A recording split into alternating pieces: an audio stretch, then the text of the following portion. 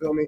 So Wow. it's like it doesn't even faze me no more. I worked with Buff State for a minute, excuse me, around trying to build a resilience program at Buff State. So that we can help students build their resilience to help with their retention rate, because students at Buff State retention rate is not that great.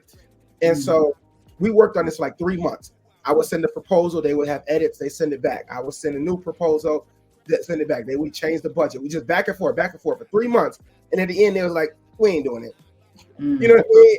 And I was disappointed because at that time, that would have been like my biggest opportunity. Like that would have been a huge contract opportunity. So I just put it down, on to the next, living life, whatever. The president of Villa Maria College reached out to me on Twitter one day because he had saw all the work I was doing. And he said, I need you to come to Villa and meet with me. We could talk about what's here. So I said, okay, cool. So I meet, great guy. He gets it. Like he cares about his kids, care about the community. And he's talking about what his vision. I said, wait, I like your vision, sir. Hold up. Pull out my laptop. I got the whole Buff State package ready to go. I just take out Buff State, put in Villa, send it to him. He said, this is exactly what we want. Sign the contract. Great God. Wow. Embrace it like it's a journey. So it's going to be setbacks. It's going to be rejections. Like life is beautiful if you look at it through the lens of like, this is an adventure. And it's like every day is going to be filled with laughs and cries and joy and sorrows. And it's a beautiful opportunity just to get up and have that experience each day. Wow. Mm-hmm. I love what you are saying, and I see the people in the chat getting it. Some of the questions are, and this is by Music Therapy Podcast. What age do you start talking to the children? Is there a specific age group that you're targeting?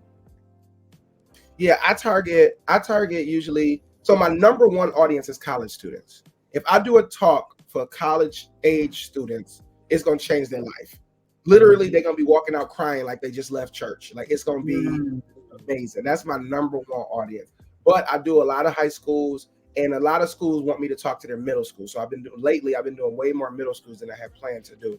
I don't generally talk to elementary school students because, again, I don't see myself as like a motivational speaker.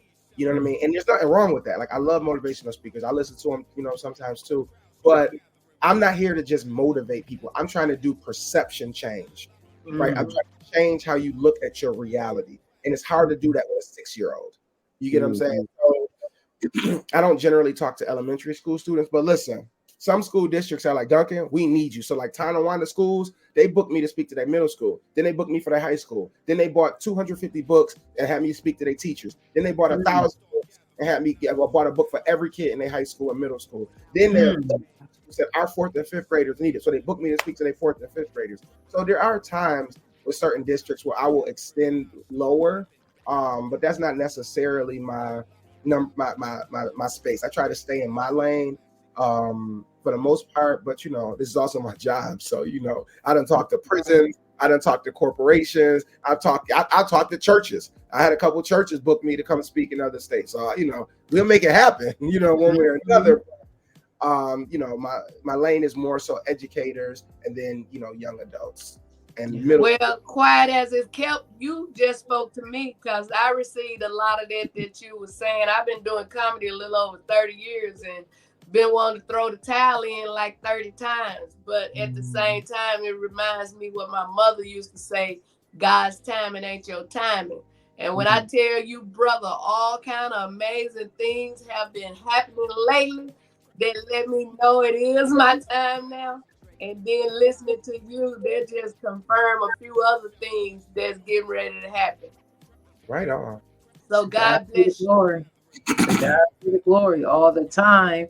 Music Therapy said, I think middle school is a good age to start helping them believe in themselves. I agree with you. I see a lot of the middle school kids and high school kids who they lack the motivation. And a lot of times it's because of their environment. We lack the motivation. We're parenting. We're parenting.